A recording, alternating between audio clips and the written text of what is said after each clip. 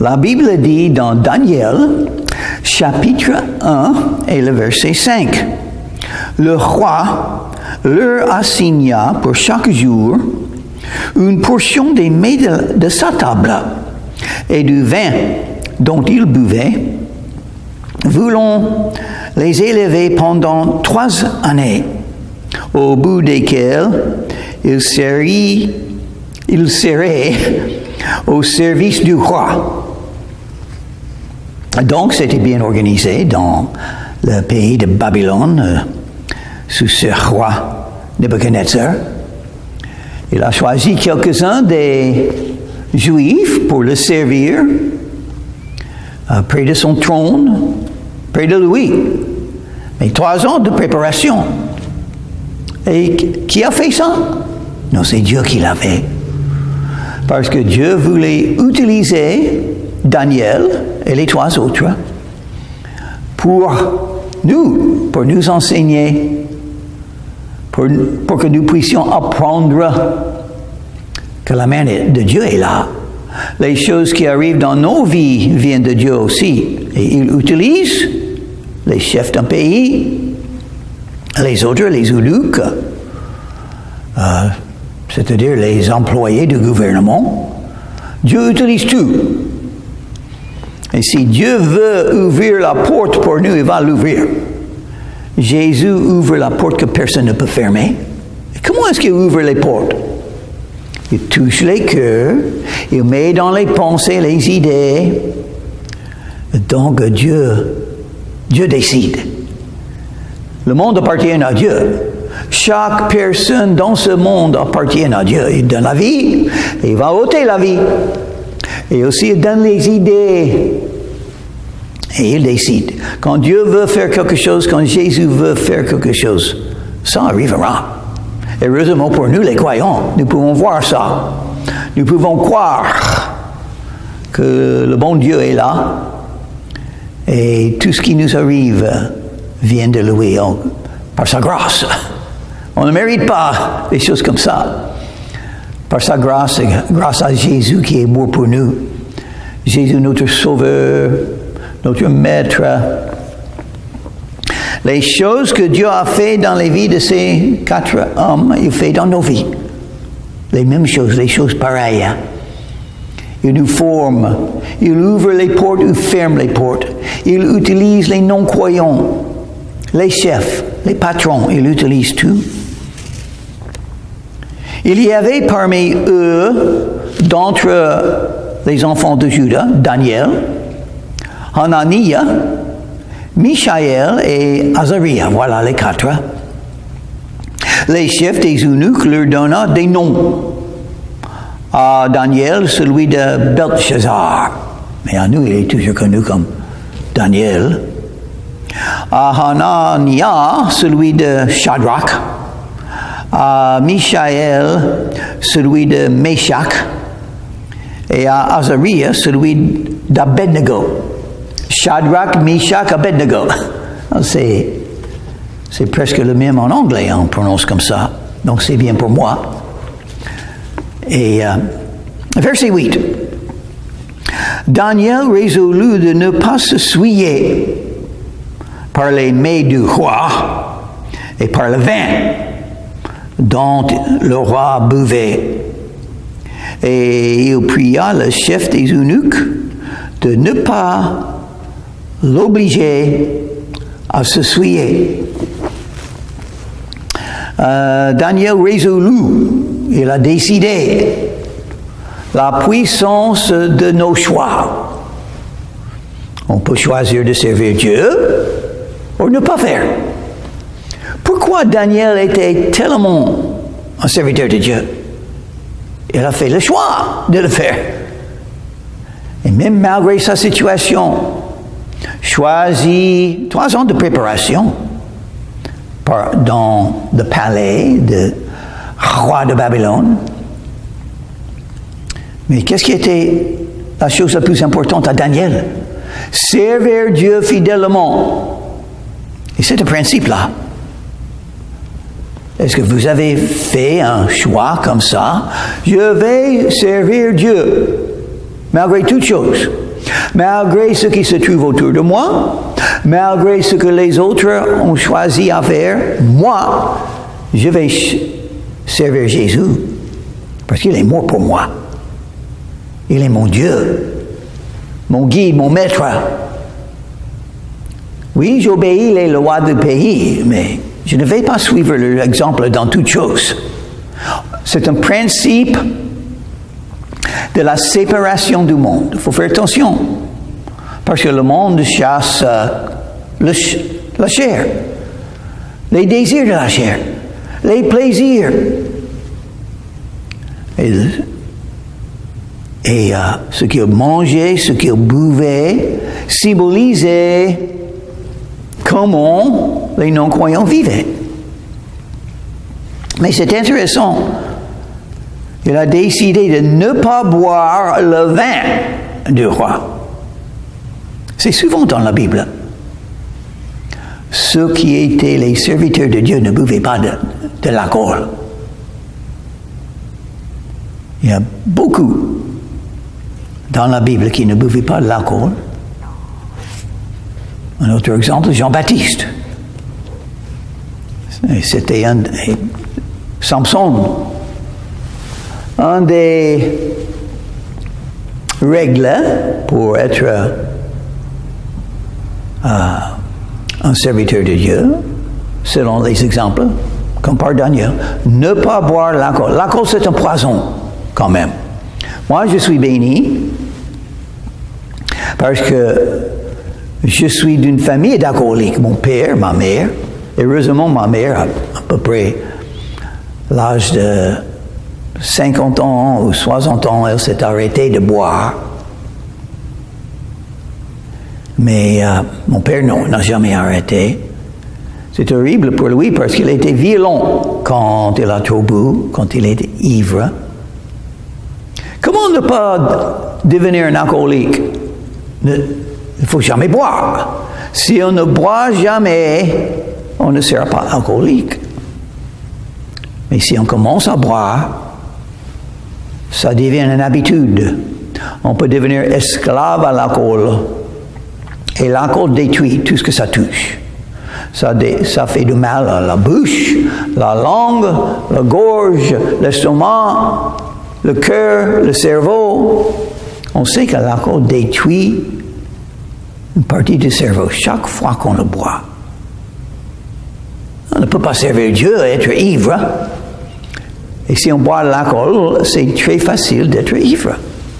Après 2, surtout 3 boissons, on sera entièrement ivre. Et on deviendra un esclave, un alcoolique. Qu'est-ce que c'est un alcoolique? Quelqu'un qui est esclave à l'alcool. Et qu'est-ce que cet alcool fait à lui? Les maladies. Prend de lui ou d'elle le désir de faire ce qui est bon et ce qui est juste. La capacité de faire ses responsabilités. Donc souvent, un alcoolique va perdre son boulot, perdre sa famille, perdre sa santé. Alors, quel bénéfice de boire l'alcool? Non, je crois que c'est mieux d'être résolu comme Daniel. Ne pas le boire. Non, ce n'est pas un péché si ça touche les lèvres. Hein? Si un peu d'alcool touche les lèvres, c'est un péché. Non. Il y a des médicaments qui ont l'alcool là-dedans. Ce n'est pas un péché, pas du tout. Mais, il faut faire attention. Dieu fit trouver à Daniel faveur et grâce devant le chef des eunuques. Oh, c'est ce que Dieu a fait dans la vie de Daniel. Si vous servez Dieu, si vous êtes résolu à le servir, les gens vont remarquer. Vous allez avoir encore plus de force, plus d'amitié, plus de courage. Vous ferez un plus grand effort dans vos boulots, dans vos responsabilités. Et les gens vont remarquer. Tiens, c'est quelqu'un, il est bien. Les eunuques ont vu que Daniel était bien. Il a fait bien. Et il l'aimait. Les patrons aiment toujours les meilleurs travailleurs, les meilleurs ouvriers. Parce qu'ils ont cherché des gens pour beaucoup travailler, pour très bien fait. Et si vous faites un grand effort à votre travail, à votre œuvre, les patrons vont remarquer, ils vont vous aimer. S'ils ont un peu de sens, ils vont vous beaucoup aimer. C'est Dieu qui l'a fait. Dieu l'a fait parce qu'il avait un moyen d'ouvrir la porte pour Daniel. Il faut que les eunuques, les employés du gouvernement, en fait, qui travaillaient pour le roi, il faut qu'ils remarquent Daniel et l'aiment. Dieu l'a fait.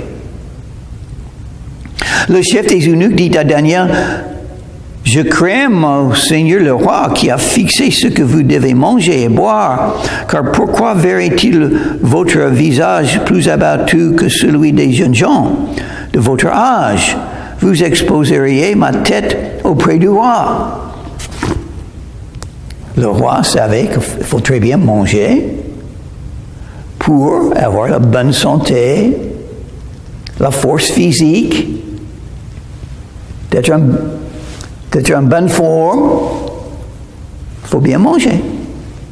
Quelqu'un qui ne mange pas assez sera maigre, sera fatigué, ne va pas sourire. C'est une grande bénédiction d'avoir quoi manger. Donc, ceux qui font la cuisine sont en grande valeur, n'est-ce pas? On a beaucoup besoin des gens qui font la cuisine. La France est connue pour la bonne cuisine. Et c'est vrai. Et donc, si on trouve un restaurant où la cuisine est merveilleuse, on dit, ah, ça c'est le restaurant, je vais y aller souvent, si j'ai de l'argent pour. Donc, les eunuques savaient, parce que le roi va voir les gens qui viennent pour le servir, et si quelqu'un est maigre et fatigué et ne sourit pas, le roi ne sera pas content. Donc, l'eunuque avait peur que ce que Daniel voulait faire, ne pas manger la nourriture du roi, ne pas boire le vin, il ne sera pas comme les autres. Et le roi va remarquer, ils avaient peur. Daniel n'avait pas peur de ça. Pourquoi? Parce qu'il servait Dieu.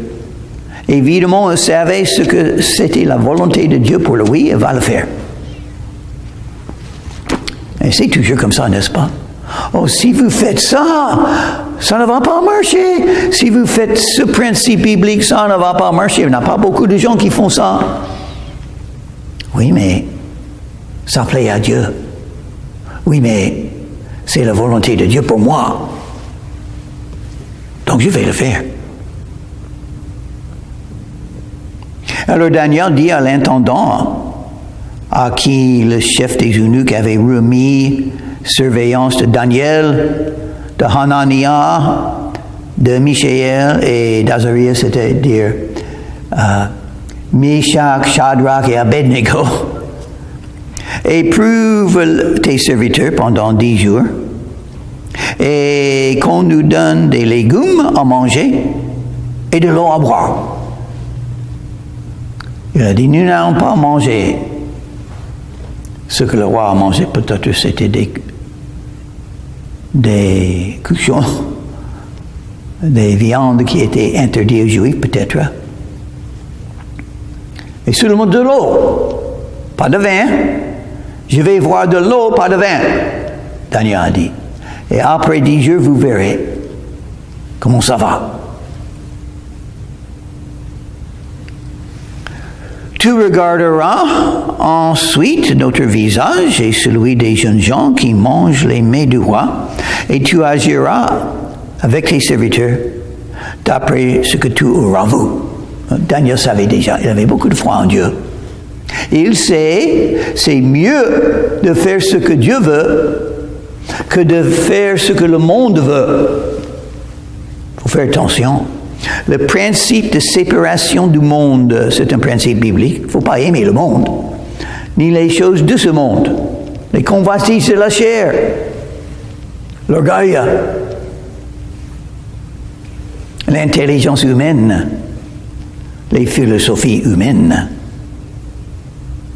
de ceux qui ne croient pas en Dieu. Si vous voulez la meilleure vie possible, comprendre les principes bibliques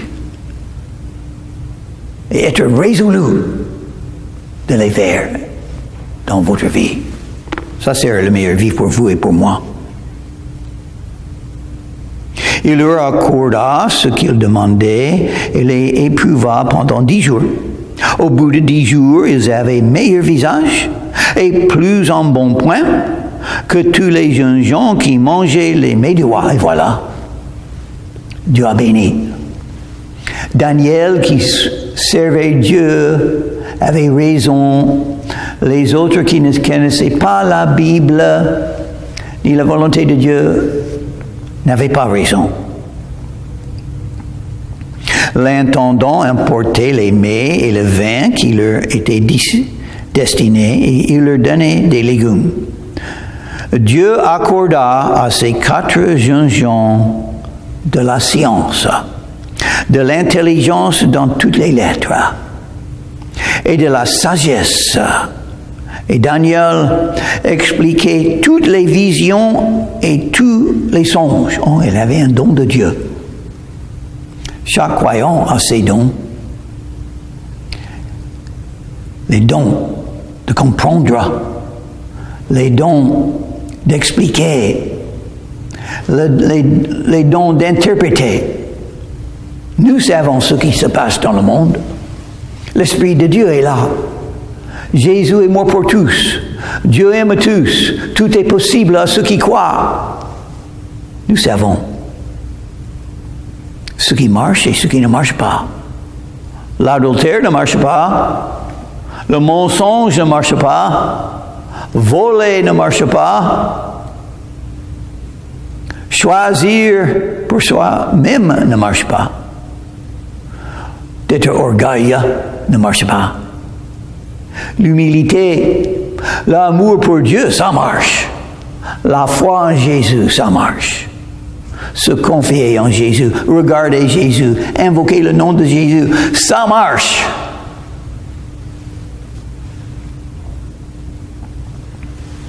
Au terme fixé par le roi pour qu'on les lui amène, les chefs des eunuques les présenta à Nebuchadnezzar. Nebuchadnezzar voulait voir le résultat de tout ce qu'il a décidé. 3 ans de formation. Mangeons et buvons ce qu'il a décidé pour qu'il puisse avoir des serviteurs autour de lui en bonne forme, intelligents, parlant leur langue.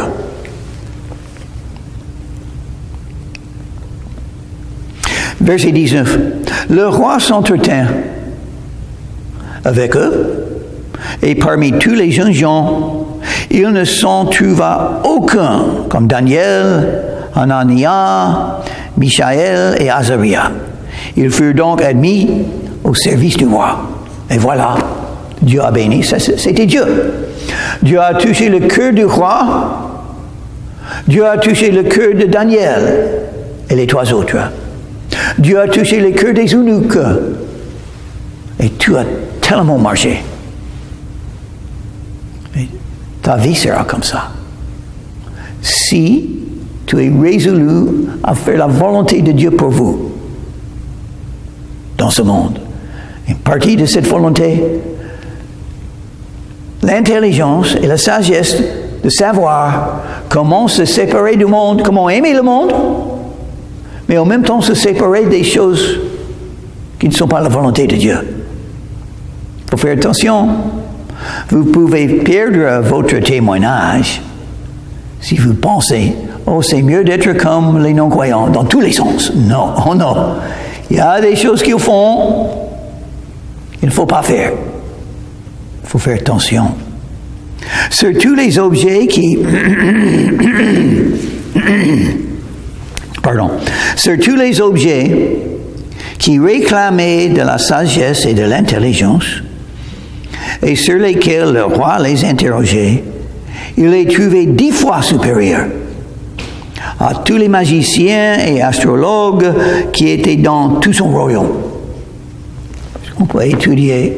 Il y a beaucoup de choses à apprendre dans ce monde. Même il y a 2500 ans. Et il y a des gens qui sont connus pour leur intelligence, tout ce qu'ils ont appris à un sujet ou un autre. La science, le médecin, les ingénieurs, quoi que ce soit. Mais si on ne connaît pas Jésus et le bon Dieu qui a envoyé Jésus pour nous, on ne connaît rien du tout. On ne saura pas mettre en pratique les choses les meilleures. C'est en vain ce que les êtres humains font. C'est une partie de ce monde qui rejette Dieu, qui s'oppose à Jésus et qui font le mal. Parce que la meilleure chose de la vie, c'est d'être sauvé parfois en Jésus. Et si votre vie amène des gens à s'éloigner de Jésus, vous faites le mal. Ainsi fut Daniel jusqu'à la première année du roi Cyrus. Oh. Pendant tout le temps que Nebuchadnezzar était là, jusqu'au venu le prochain roi, Cyrus. Mais maintenant, on verra pourquoi Daniel a été choisi pour être un des serviteurs du roi. Dieu veut l'utiliser. Tout le monde, Dieu aime tout le monde. Il veut que tout le monde connaisse la vérité, connaisse que Dieu est là.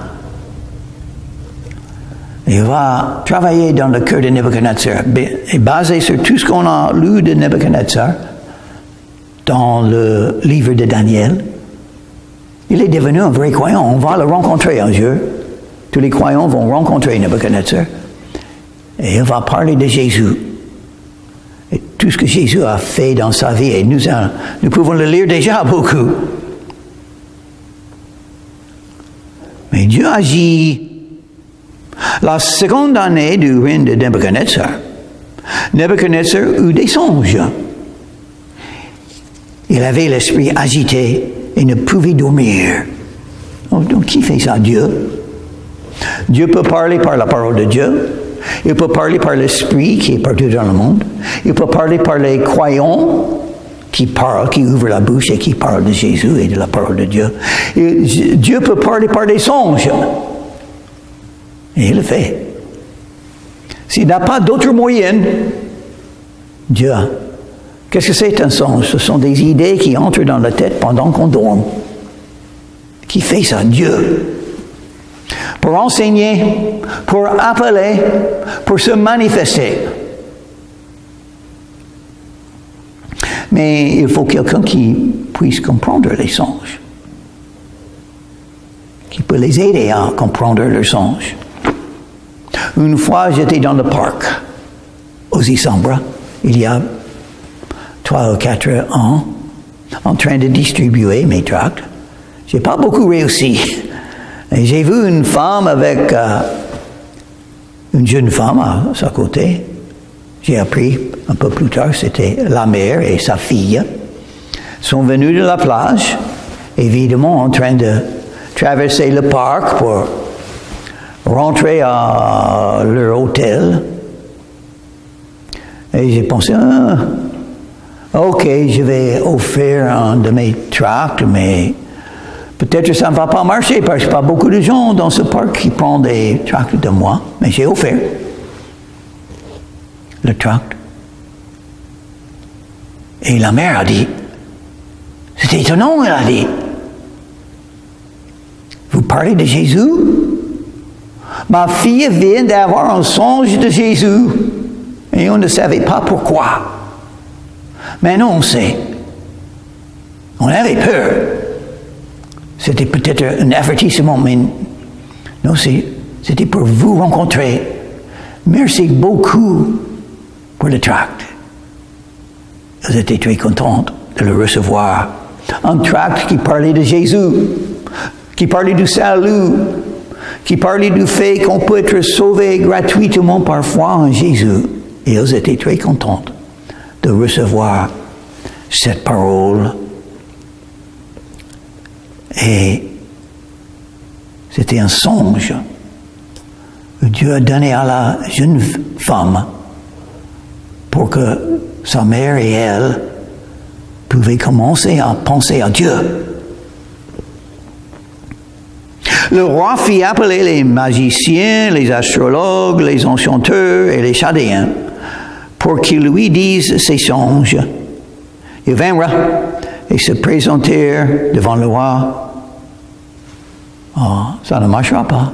Si vous avez des besoins spirituels, il faut un croyant qui connaît les Écritures, qui connaît Jésus pour vous expliquer. Une autre fois, j'étais aussi sombre, mais juste à côté de la rue, à l'autre côté de la rue de centre-ville, et là est la plage. Et cet endroit où on peut regarder la plage. Et beaucoup de monde était là.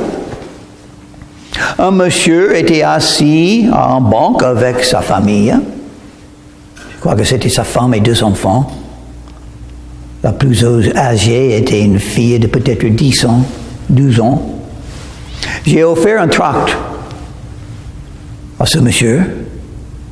Et il était content. Il m'a dit, oh, je suis content. Ma fille demande toujours des questions à moi au sujet de Dieu. Je ne sais pas quoi dire. Est-ce que vous pouvez expliquer des choses à ma fille? Oh oui, bien sûr, je suis là pour faire ça. Donc j'ai donné un tract, j'ai commencé à expliquer l'Évangile. Beaucoup de monde ont entendu. Une trentaine de gens étaient autour. Il y a beaucoup de monde jusqu'à ce moment, en train de regarder la plage. Il avait la même expérience que Nebuchadnezzar. Si vous voulez connaître la vérité de Dieu, il faut demander aux croyants qui connaissent la parole de Dieu et qui connaissent Jésus. Heureusement pour Nebuchadnezzar, Daniel était là. Il ne pouvait pas demander à des gens du monde, malgré le fait qu'il était très intelligent. Ils ont beaucoup étudié, mais l'intelligence humaine ne comprend pas les choses de Dieu. Le roi leur dit, j'ai eu un songe, mon esprit est agité et je voudrais connaître ce songe.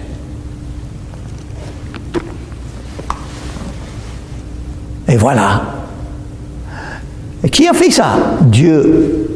Il a ouvert la porte. Et nous avons besoin de ça. Oh, que le Seigneur Jésus nous donne des occasions comme ça. Pour qu'on puisse parler de Dieu. Pour qu'on puisse rencontrer des gens qui ont les cœurs préparés par lui déjà, par les songes, par ce qui se trouve dans leur cœur, par les questions spirituelles, par le besoin de connaître Dieu. Parce que tout le monde a ce besoin. On n'est rien sans Dieu. Sans foi en Dieu, on n'est rien. On est une bête sans connaître Jésus-Christ. Prions. Merci Seigneur Jésus que tu peux donner des occasions comme ça, que tu nous donnes encore d'autres, afin que nous puissions porter du fruit et glorifier ton nom. Nous sommes là, Seigneur. Oui, on ne mérite rien, mais selon ta grâce, tu donnes à ceux qui ne méritent. Merci Seigneur Jésus. Dans ton nom, je te prie. Amen.